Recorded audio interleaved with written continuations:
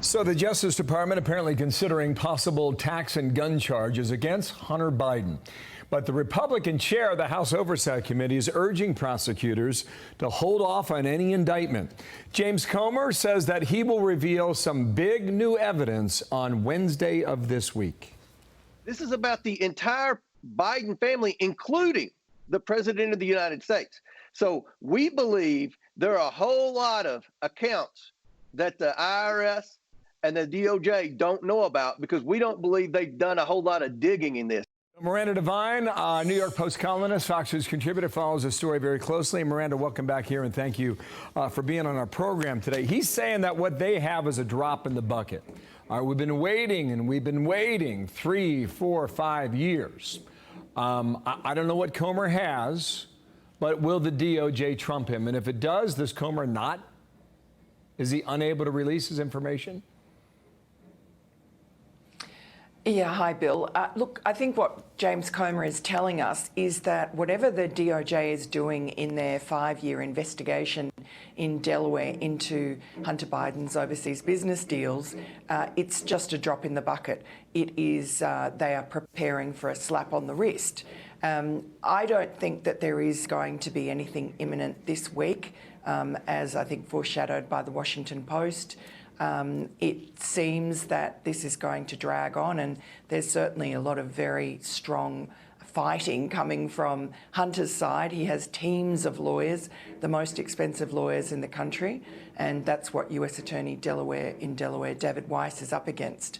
James Comer, though, has been following the money, and he seems to think that he's done a more thorough job than the DOJ has been able to do in 5 years. Let's see what he has on Wednesday, but I don't think he'll be gazumped. Okay, all right, we'll wait on that. Meanwhile, late on Friday night, MSNBC had an interview that had aired with the commander-in-chief. He was asked about this, and the answer's gotten a lot of reaction. Watch. Sir, there is something personal that's affecting you. Your son, while there's no ties to you, could be charged by your Department of Justice. How will that impact your presidency? First of all, my son's done nothing wrong. I trust him. I have faith in him. And it impacts my presidency by making me feel proud of him.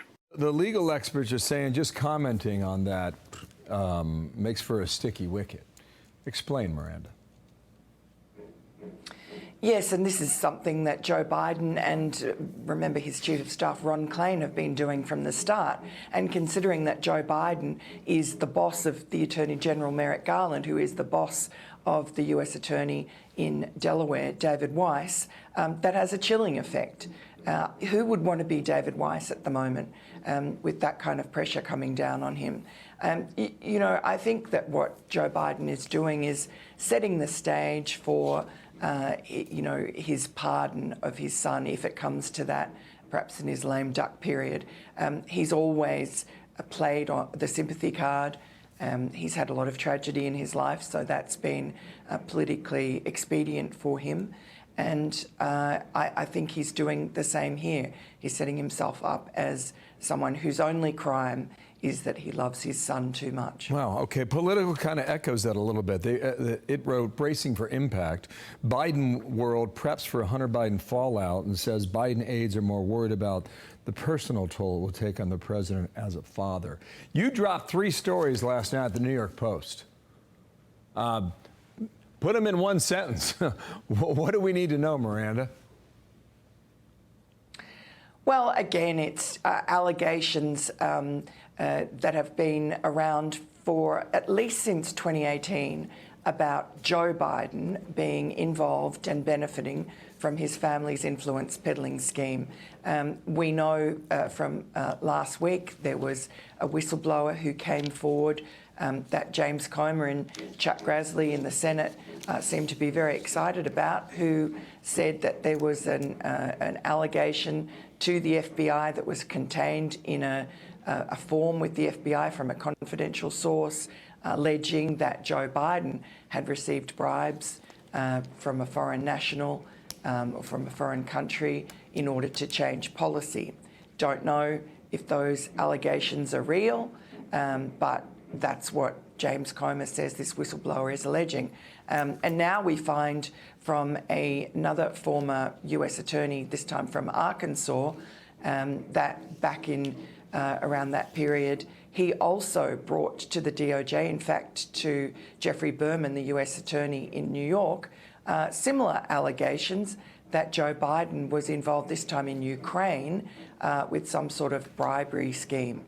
So again, Jeffrey Berman did nothing about this as far as Bud Cummins knows, and in fact, Bud Cummins got spied on himself. Okay, James Comer says he's going to talk on Wednesday. We'll see what he comes up with then and where it goes. Miranda, thanks. Miranda Devine, New York Post. Thanks for coming on. I'm Steve Ducey. I'm Brian Kilmeade. And I'm Ainsley Earhart. And click here to subscribe to the Fox News YouTube page to catch our hottest interviews and most compelling analysis.